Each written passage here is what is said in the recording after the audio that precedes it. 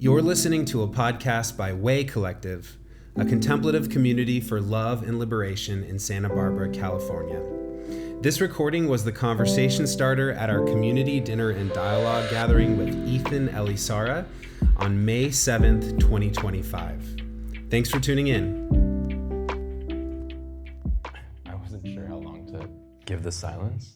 And I was like, I'll just watch my heart rate until it drops. And then it kept climbing, so I wasn't sure what that meant. So now we're at a much higher heart rate than I started this with, but that's fine. Thanks everyone for coming and trusting me enough to hold the microphone for a little bit of time. I'm grateful for the attention that you're going to give me. Hi. I will spend the next bit of time trying to make myself known to you all.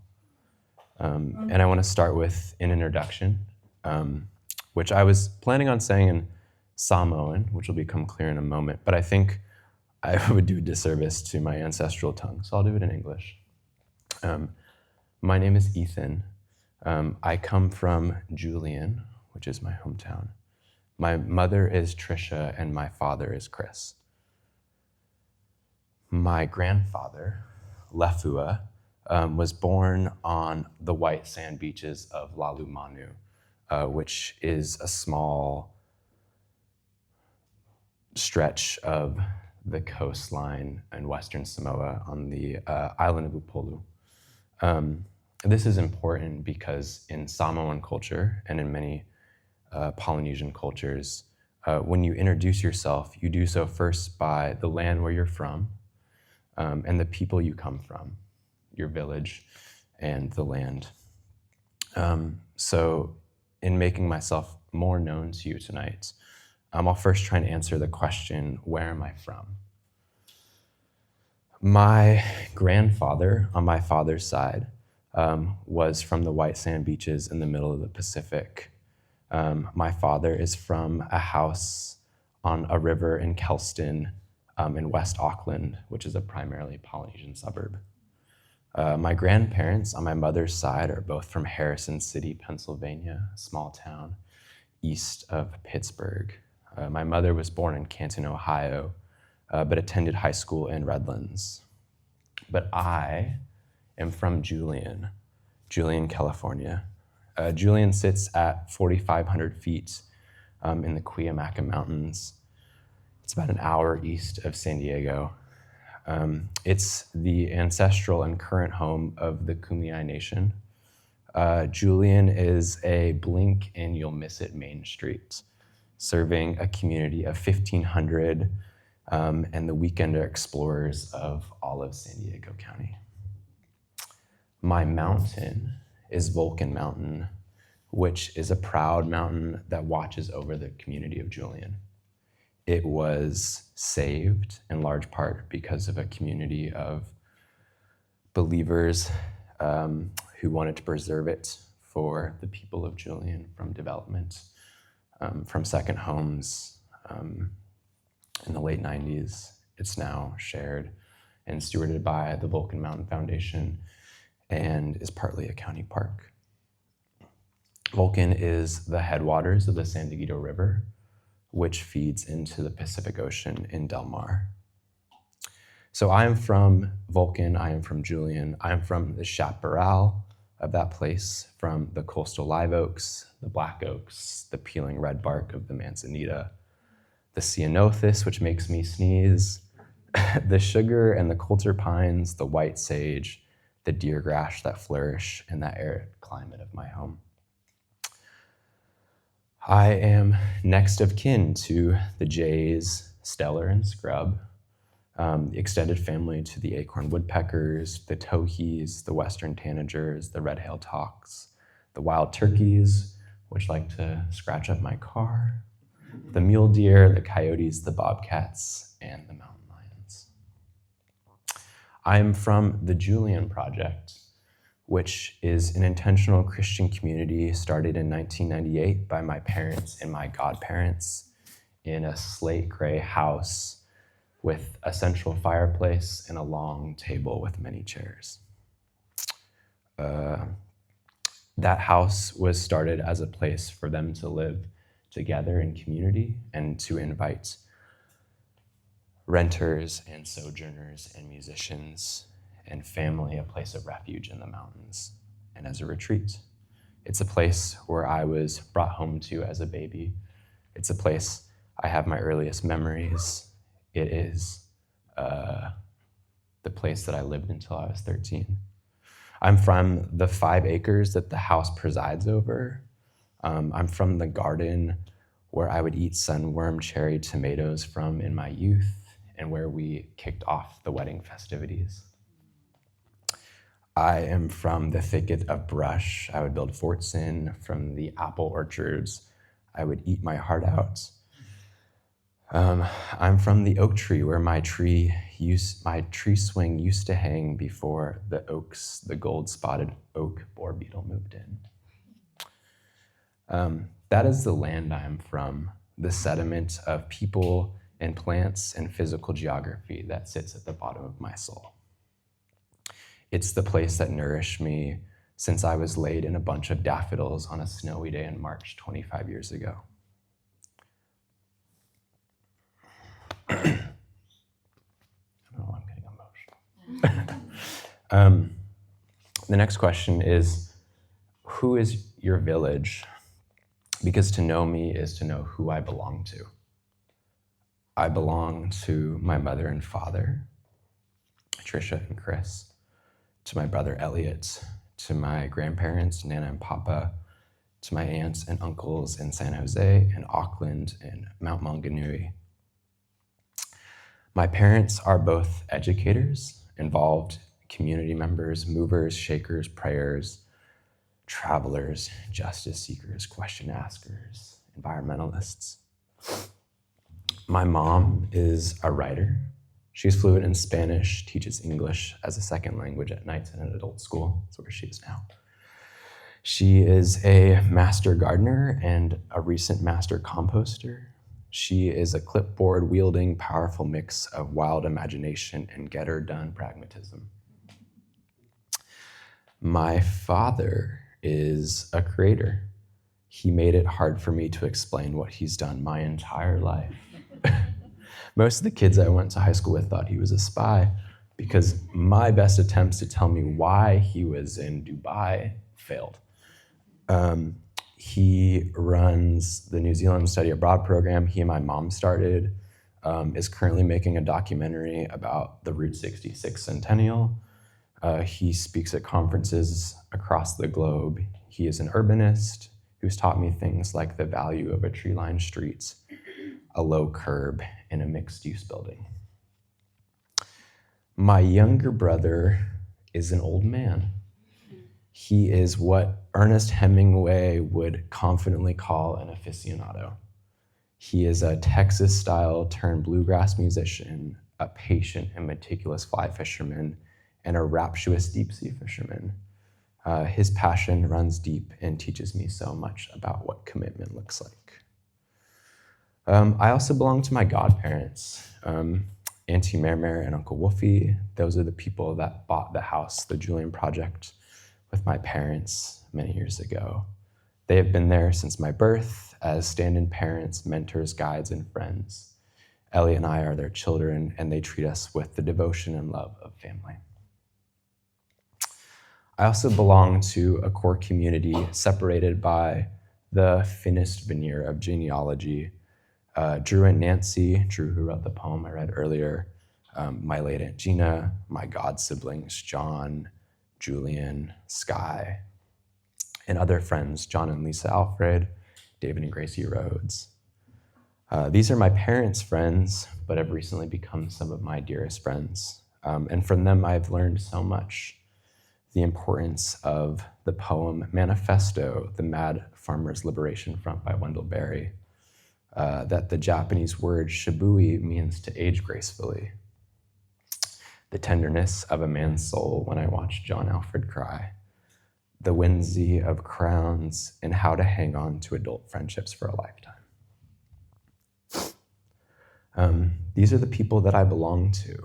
And Aaliyah, when we first started dating, taught me this phrase in French, which I won't attempt to say, but translates to, "It is you that I carry in me." And these are the people that I say I confidently carry with me. This is the village that I come from. And why this felt important to share is that as I'm making this introduction, and as I continue to make it, I'm learning the story of my life by telling it. I think it's important to tell this story at this moment in my life where I feel lost and confused in so many ways, because it grounds me in the truth of my life, that I come from love, that I come from the land, that I'm connected to my family and my friends in a wider community, that I'm connected to the place where I was raised.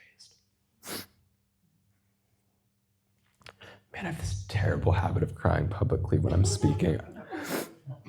It happened on our wedding. It happens when it just happened so many times. It's so funny.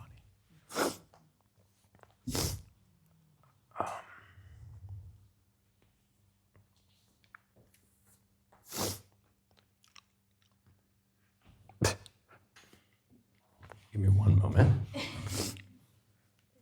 I got a dish towel. Thanks, John. Does that come with an explanation of what hell is? Yeah, so those are truths that when I tell people about myself also remind me of the richness and the goodness that I come from. So these are the truths that reside deep within my being, but are the ones I still need to remind myself of. I'm continuing to tell and learn this story, and it feels ever so important to do so. There is this Maori saying, Maori being the indigenous people of New Zealand, which in their tongue, New Zealand is actually Aotearoa, which is the land of the long white cloud. Anyways, the saying is, I walk backwards into the future with my eyes fixed on the past. And kind of throughout Polynesian concepts of time, the past and the present and the future are continuously intertwined in this kind of cosmic unfolding. And I've been thinking about that a lot recently because understanding who and where I come from can help guide me stepping backwards into the future. And so who I am and where I'm going, who I'm becoming. The questions of where I'm from and where my village and who is my village are the hermeneutic in which I'm trying to answer, who am I now? And I know that in part, and I'm trying to discern some of that. I am currently living in the ancestral land and the present land of the Chumash people. I live at the foothills of the San Ynez Mountains. The nearest water source is Sycamore Creek, which flows into the Pacific. Many of the plants and animals of my hometown reside here as well. I now share a lineage with harbor seals and common dolphins, migrating whales, as well as all of the ones I used to. I belong now to my wife, Aaliyah, a bastion of love and fidelity and safety. She needs no introduction because you all know and love her. I belong to my friends that are here and soon to be in Maryland and the Bay Area and Colorado and Escondido. I belong to Aaliyah's family and friends now. I belong to my Saturday group ride and to my colleagues, to all of you here on a Wednesday night.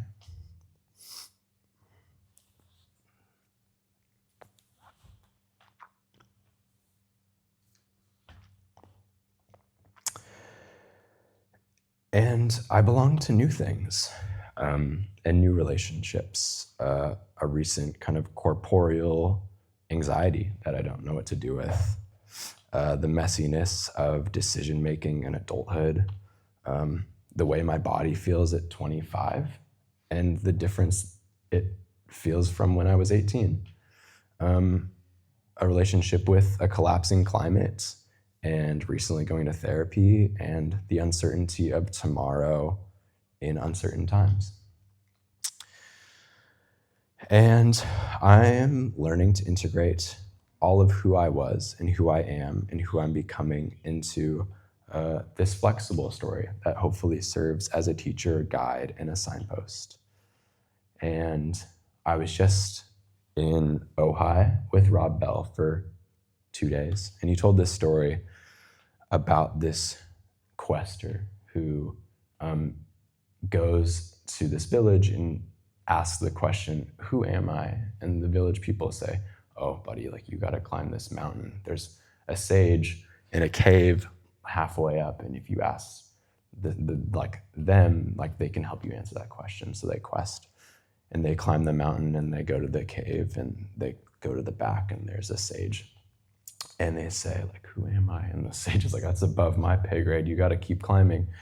But there's a guru in a cave just up yonder. And so the quester continues up the hill. And they ask the guru, and they say, "Who am I?" And the guru says, "Oh boy, you're going to have to keep climbing for that one." So at the very top of the mountain, above the tree line, in the snow and in the rain, they get to a cave. And in the back of the cave, there's this old woman, and they come and they say, "Who am I?" And she sits and cocks her head and laughs and says, "Who's asking?" And I was thinking about that today, because when I don't know who's asking, I know who I came from and who can ask those questions with me. And that feels really important. And so, I think, in conclusion, I've given some very specific details about who I am. But I think also in a very simple form, the story of who I am goes, my name is Ethan. I belong to the land, which is sacred here on earth. I belong to all people, some who I hold close and some who I will never meet. I belong to this stretch of coastline at the time. I belong to you all, and I belong to who I'm becoming. And that's it. I've had some questions about who you are and where you came from to answer the tables. Thanks everyone for listening.